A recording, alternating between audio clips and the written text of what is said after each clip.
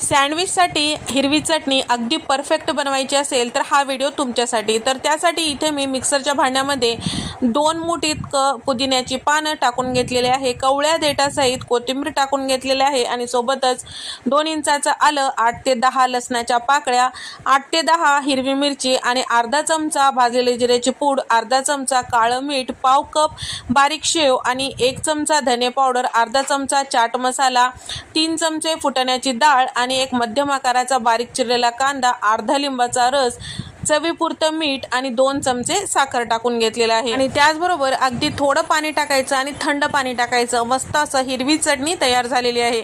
एकदा या पद्धतीने हिरवी चटणी नक्की करून पहा। सँडविचसाठी जर करताल तर अगदी सँडविच जे आहे छान असं चविष्ट होते। आणि जर तुम्ही चाटसाठी वापरत असाल तर यामध्ये पाणी टाकून याचं प्रमाण वाढवू शकता आणि म्हणजेच पातळ करू शकता। व्हिडिओ आवडल्यास व्हिडिओला लाईक करा, शेअर करा आणि सबस्क्राईब करायला